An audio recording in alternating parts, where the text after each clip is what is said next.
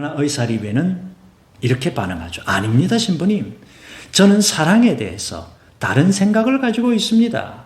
그리고 아이들이 고문당하도록 이렇게 창조된 세상은 제가 죽어도 거부하겠습니다. 네, 여러분 안녕하세요. 알베르 까뮈의 소설 페스트 두 번째 시간입니다. 이 3부에 보면 페스트가 오랑시의 도심보다는 인구 밀도가 높고 살기에 불편한 그 외곽 지역에서 더 많은 희생자를 내었다. 거기서부터 페스트는 점점 더 시내의 번화가 쪽으로 확산이 되는 그런 양상을 띠고 있는 걸로 묘사가 되고 있습니다. 평소에는 모두들 서로에 대해서 아주 이해하는 편이죠. 그런데 어떤 상황이 어려워질수록 사람은 작은 일에도 아주 예민해지기 마련이죠. 지금 이 오랑시의 시민들은 죽음의 공포가 점점 더 자신들의 목을 조여오는 그런 현상 앞에서 이렇게 신경이 예민해지는 그런 모습을 볼 수가 있습니다. 자, 이런 모습을 통해서 평소에 우리가 아무리 친절하고 아무리 상대방을 위하는 사람이라 하더라도 그런 이 태도는 그 사람의 진정한 모습이 아닐 수가 있다라고 하는 거죠. 그리고 위기 상황에서도 그렇게 행동할 수 있고 그렇게 젠틀할 수 있는가 이런 질문을 해볼 수 있다라는 거죠. 위기의 때에 실로 사람의 본 모습이 드러나기 때문에 그렇습니다. 오늘 우리의 신앙도 이와 같지 않을까 그렇게 생각해 볼 수가 있습니다. 평소에는 잘 모르죠. 그러나 위기의 상황에서 그가 어떻게 말하고 어떻게 행동하고 어떻게 결정하고 어떻게 행동하느냐 이거를 보면 그때서야 비로소 신앙의 본 모습이 드러나기 때문에 그렇습니다. 자, 이제 이 3부의 227쪽에는 이렇게 묘사되고 있습니다. 수도승들은 독실한 신자들 집에 분산해서 기거를 합니다. 왜? 같이 모여 있으면 전염이 더 확산이 되니까요. 그리고 군인들도 병영에서 분리되어서 학교나 공공건물 이런 것에 주둔하도록 조치가 취해집니다. 이런 식으로 페스트는 전통적인 결사체들을 해체시키고 개개인을 고독으로 몰아내고 있었다. 이게 227쪽에 나와 있습니다. 아마도 이 사람들은 이런 식의 분리 조치를 처음으로 경험했을 걸로 여겨집니다. 주민들에게 충격을 준 듯한 이런 유일한 조치가 바로 등화 관제였죠. 그리고 밤 11시 이후로부터는 완전한 암흑도시가 되어버립니다. 어디? 바로 오랑이라고 하는 이 도시가. 자, 이런 그 내용을 접하면서 우리가 한번 상상해 볼 수 있는 것은 당시 오랑시의 주민들이 얼마나 이런 이 등화 관제 조치와 11시 이후부터 완전히 암흑도시가 된 그런 상황을 접하면서 코로나 팬데믹 상황에서 그 분리조치를 취했던 우리 상황을 쉽게 떠올릴 수가 있죠. 집합금지 조치 이런 것들 우리가 충분히 생각을 할 수가 있습니다. 어떤 사람이나 아니면 어떤 공동체나 처음 경험하는 상황, 처음 접하는 상황 이런 상황에서 사람들은 상당히 이제 패닉 상태에 빠지거나 아니면 상당히 이제 예측하지 못한 어떤 그런 어떤 반응을 보이게 되죠. 자, 이렇게 상황이 급박하게 돌아가니까 오랑시에서 장례식이 폐지가 됩니다. 또 환자들은 가족과 멀리 떨어진 곳에서 죽음을 맞이하죠. 또 의례적으로 밤을 새는 것 이게 금지가 되죠. 효율성을 위해서 생활의 모든 면을 희생시키는 그런 조치가 취해집니다. 이런 조치가 처음에는 사람들에게 상처가 되겠죠. 그러나 물자 보급 문제가 까다로워지게 되니까 주민들의 관심은 곧바로 어디로 이제 관심이 갑니까? 민생고 쪽으로. 그렇게 이제 옮겨가죠. 인간의 가장 원초적인 문제가 바로 뭡니까? 생명을 유지하는 데 필요한 바로 먹는 문제이기 때문에 그렇죠. 자, 이제 오랑시의 시민들은 먹기 위해서 줄을 서야 되고 수속을 또 밟아야 되고 서류를 또 갖춰야 됩니다. 먹고 살 궁리에 빠져 있느라 모두들 다른 문제에 신경 쓸 마음의 여유조차 없습니다. 이 사람들은 주변 사람들이 어떻게 죽어가고 있는지 언젠가 자기들이 어떻게 죽어갈는지에 대해서 생각해 볼 겨를이 없었다. 이렇게 이 책의 232쪽이 그렇게 묘사하고 있습니다. 시신 처리 과정에 동원된 간호사와 묘를 파는 인부들, 이 사람들 또한 패스트에 감염되어 죽어갑니다. 8월부터 사망자 수가 공동묘지 시신 안장 범위를 초과하게 되니까 다른 대책을 세우는데 그것은 밤에 매장하는 거죠. 그야말로 생지옥이 된 상태입니다. 자, 이런 이 급박한 위기 상황 속에서도 타인을 위해서 자신에게 주어진 임무를 묵묵히 수행해 나가는 사람들을 볼 수 있습니다. 이 사람들이 어떻게 이렇게 급박하고 위험한 상황 속에서도 타인을 위해서 헌신과 수고를 아끼지 않는 이 사람들의 이런 열정과 헌신, 이것은 과연 어디에서부터 비롯된 것일까? 우리가 한번 생각해 볼 수가 있습니다. 자, 이제 이 책의 4부로 넘어갑니다. 코타르라는 인물이 나옵니다. 키가 작은 하수빈입니다. 만족감의 표상으로 남아있던 사람입니다. 타루는 스스로 힘든 일을 하고 있음에도 불구하고 코타르를 잘 대해주죠. 늙은 의사 카스텔이 개발한 이 혈청, 이게 10월 말에 시험을 합니다. 시험 대상인 아이를 보면서 리웨와 이 주인공 리웨와 타루, 이들은 그들이 그날 아침부터 그렇게 하고 있던 것처럼 아이들이 고통을 시시각각 추적하면서 본 적은 한 번도 없었다. 죄 없는 한 아이가 겪는 극한의 고통을 그처럼 오래 정면으로 바라본 적이 없었기 때문이다. 이렇게 묘사합니다. 이렇게 처참한 아이의 죽음 과정을 지켜보면서 파눌루 신부와 리웨, 이 두 사람은 서로 다르게 반응하죠. 파눌루 신부는 뭐라고 말하냐? 우리가 이해할 수 없는 것을 어쩌면 우리가 사랑해야 할지도 모릅니다. 이런 식의 반응을 보입니다. 그러나 의사 리웨는 이렇게 반응하죠. 아닙니다, 신부님. 저는 사랑에 대해서 다른 생각을 가지고 있습니다. 그리고 아이들이 고문당하도록 이렇게 창조된 세상은 제가 죽어도 거부하겠습니다. 다소 격한 어조로 파눌루 신부의 생각에 동의하지 않는 그런 모습을 보입니다. 여기서 우리는 파눌루 신부가 현재 주어진 이 패스트라는 이 상황을 그대로 수용해야 된다라고 하는 다소 초월적인 신앙을 얘기하면서 다가온 질병에 대해서 인간이 사투를 벌이는 그 사투, 인간의 노력 자체를 별로 중요하게 여기지 않는 그런 태도로 일관하는 이 파눌루 신부의 모습을 볼 수가 있습니다. 그러면 왜 이 파눌루 신부는 이런 태도를 보이게 될까요?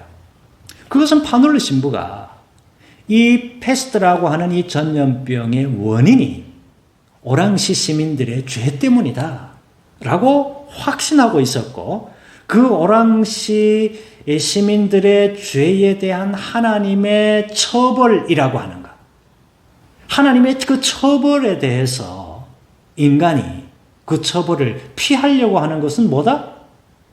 하나님의 처벌, 하나님의 그 어떤 그 처벌을 피하려고 하는 것은 인간이 지금 이 죽어가는 이 사람들의 생명을 되살리려고 하는 인간의 노력은 어쩌면 하나님께 도전하는 어떤 그런 모습이다 라고 파눌루 신부가 그렇게 확신하고 있었던 것처럼 저는 그렇게 보입니다. 그래서 이 파눌루 신부가 우리가 이해할 수 없는 것을 어쩌면 우리는 사랑해야 할지도 모릅니다 라는 이런 반응을 보인 걸로 여겨집니다. 반면에 의사 리웨는 철저한 현실주의자입니다. 초월적인 어떤 개입보다는 현실 상황 인식이 가장 중요하다. 다가온 위기 상황에서 현실적으로 죽음을 막기 위한 최선의 노력이 가장 중요하다. 이런 언급을 하고 있습니다. 어찌 보면 여기서 까미는, 이 소설의 저자 까미는 초월성과 현실성을 대표하는 인물로 파눌루와 리웨, 이 두 사람을 대조하고 있는 것 같습니다. 그러나 곰곰이 생각해 보면 우리가 이 초월성과 현실성, 이 둘을 통합적으로 이해하는 것이 바로 우리 기독교 신앙이 제시하는 그런 길이 아닌가, 그렇게 여겨집니다. 현실적 노력 없이 초월적 신앙만을 말하는 것도 문제이겠거니와 초월적 신앙 없이 현실적 노력만을 말하는 것 역시도 다가온 위기에 제대로 대처하는 방법이 아니라고 여겨지기 때문에 그렇습니다. 아무튼 이 까미는 당시 성직자들의 위선과 성직자들의 어떤 잘못된 어떤 그런 모습에 저항하는 어떤 그런 인물로 리베라는 주인공을 이렇게 묘사하면서 지금 까미는 이 바눌루 신부라고 하는 이 인물을 성직자들을 대표하는 인물로 내세우면서 까미 당시의 성직자들의 부패와 타락상 그리고 위선 이것을 비판하고 있는 걸로 그렇게 보입니다. 자, 이제 이 소설은 11월 하순에 접어들면서 기온이 쌀쌀해지고 타로가 리웨에게 마음문을 열고 자신의 가족 배경을 이제 얘기하죠. 타로는 자기 부인이 차장 검사였는데 자기 부친이 피고인에 대해서 엄청난 말을 쏟아붓는 것을 들으면서 받은 충격에 대해서 얘기를 합니다. 그것은 자기 부친이 사회의 이름으로 그 사람의 죽음을 요구하고 있었다고 하는 얘기죠. 타로와의 이 대화 가운데서 주인공 리웨가 이렇게 말하는 부분이 나옵니다. 그런데 나는 성자들보다는 패배자들과 더 연대감을 느껴요. 내 생각에 나는 영웅주의와 성스러움에 취미가 없습니다. 내 관심사는 한 명의 인간으로 있는 겁니다. 이 책의 339쪽에 이렇게 리웨가 말합니다. 타로와의 이 대화 속에서도 리웨는 현실 감각을 갖고 다가온 현실에서 한 명의 생명을 살리는 것이 가장 중요한 일이다 라고 하는 이 현실주의자의 전형을 우리에게 보여주고 있습니다.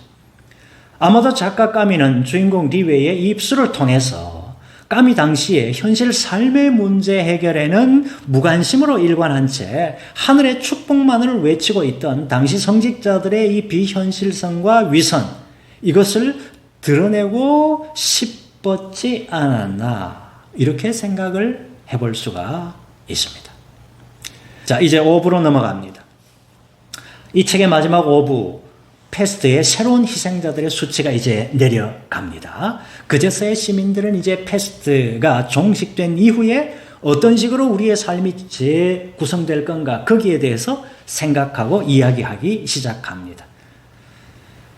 드디어 2월 어느 날 아침 동틀 무렵에 시의 관문이 개방이 되고 대규모 행사가 밤낮으로 개최가 됩니다. 까미는 주인공 리웨의 마음을 이렇게 묘사하고 있습니다. 의로운 마음의 법칙에 따라 단호하게 희생자의 편을 들었고 사람들, 즉 시민들과 함께하고 싶었다. 그들이 공통적으로 지닌 사랑과 고통, 귀양살이라고 하는 유일한 확실성 속에서 말이다. 이렇게 해서 그는 시민들의 시름을 공유했고 그들의 상황이 곧 그의 상황이었던 것이다. 401쪽에 나와 있습니다. 여기서 까미는 죽음의 공포 속에서 실제로 자신을 희생하여 희생자들과 그 희생을 함께하는 모습이 가장 인간다운 모습이다. 이렇게 강조하고 있는 듯 보입니다. 물론 이런 메시지는 까미 당시의 성직자들의 어떤 특권층과 함께하고 또 일반 시민들의 아픔은 공유하지 못하는 그 성직자들의 현실 이것을 비판하고 있는 것으로도 보입니다. 그러면서 위기의 순간에도 흩어지지 않고 모든 사람이 함께 협력해서 주어진 위기를 타개해 나가는 그런 공동체 의식의 회복을 지금 강조하고 있죠. 인간에게는 경멸해야 할 것보다도 찬양해야 할 것이 더 많다라고 말하면서 말입니다. 자, 이제 이 소설은 이제 다음의 내용으로 끝을 맺습니다. 실제로 도시에서 올라오는 환희에 찬 함성들을 들으면서 리웨는 이런 환희가 늘 위협받아 왔다는 사실을 기억해냈다. 그도 그럴 것이 기쁨에 찬 이 군중은 모르고 있지만 그는 책에서 읽을 수 있는 다음과 같은 사실을 알고 있었기 때문이다. 패스트 간규는 결코 죽거나 사라지지 않고 수십 년간 가구나 옷 속에서 잠들어 있을 수 있어서 방, 지하실, 짐가방, 손수건, 폐지 속에서 참을성 있게 기다리다가 사람들에게 불행과 교훈을 주기 위해 쥐들을 깨워서 그것들을 어느 행복한 도시에서 죽으라고 보낼 날이 분명 오리라는 사실을 말이다 라고 끝을 맺습니다. 패스트는 분명 인간의 생명을 해하는 무서운 질병이지만 까미의 집필 배경을 고려한다면 이 패스트는 질병을 얘기하고 있는 것뿐만 아니라 인간에게 다가오는, 인간의 생명을 위협하는 걸로 다가오는 어떤 전쟁이나 아니면 어떤 다른 종류의 유무형의 어떤 무엇으로도 생각할 수가 있겠습니다. 그게 무엇이든지 간에 악이라고 하는 것은 다양한 형태로 인간 사회에 등장해서 인간의 생명을 위협해 왔죠. 눈에 보이지 않는 악에 비하면 눈에 보이는 악은 그래도 더 쉽게 해결할 수 있겠죠. 분명히 까미의 소설 패스트는 시대마다 다양한 교훈을 준 것이 틀림없습니다. 우리가 코로나19 팬데믹을 경험하면서 우리는 소설 속의 이 패스트균이 오랜 세월 잠들어 있다가 오늘 이 시대에 코로나19라고 하는 더 강력한 감염병으로 진화되어서 우리에게 다가온 것이 아닌가, 그렇게 생각할 수가 있습니다. 이제 새로 출간된 패스트의 뒷부분에 보면 간략한 작품 해설이 있는데 그 내용도 우리가 한번 주의 깊게 살펴볼 필요가 있습니다. 자, 이제 결론적으로 소설 속에 등장하는 이런 인물들은 위기 상황에 직면할 때 다양한 방식으로 대응하는 인간의 다양성을 보여주고 있습니다. 그리고 그런 다양한 대응은 개인의 성장 배경과 환경에 상당한 영향을 받는다, 이 사실도 알 수가 있죠. 비록 처음에는 이기적 마음을 갖고 대응한다 하더라도 나중에는 이타적인 모습으로 돌아서는 경우 타루의 모습에서 볼 수가 있습니다. 또 그 반대의 경우도 볼 수가 있겠죠. 다양한 인물들의 다양한 특징은 우리 독자 개인에게서 볼 수 있는 다양한 특징이라고도 할 수가 있을 것입니다. 중요한 사실은 일상이 돌아가고 있는 이 평소에는 우리 개개인의 마음속에 잠재되어 있는 진정한 나 자신의 모습이 잘 드러나지 않는다고 하는 사실입니다. 오랑시에 패스트라고 하는 광풍이 들이닥쳤을 때 비로소 각 개인의 마음속에 잠재되어 있던 참모습이 드러나는 것을 볼 수가 있습니다. 그렇다면 인간 사회에 다가오는 이 거대한 시련은 오히려 인간에게 스스로를 돌아보게 만들고 과거보다 더 나은 미래로 나아가는 그런 계기가 될 수도 있을 것입니다. 그리고 위기가 닥쳐지지 아니하는 보통의 시대에 우리가 위기 상황을 상정을 하고 어떤 특정 상황에 내가 던져진다면 어떤 인물처럼 행동할 것인가? 지난 시간과 이번 시간 두 번에 걸쳐서 까미의 소설 패스트를 통해서 오늘 우리의 신앙을 다시 한번 돌아보는 어떤 그런 계기가 될 수 있기를 바랍니다. 감사합니다.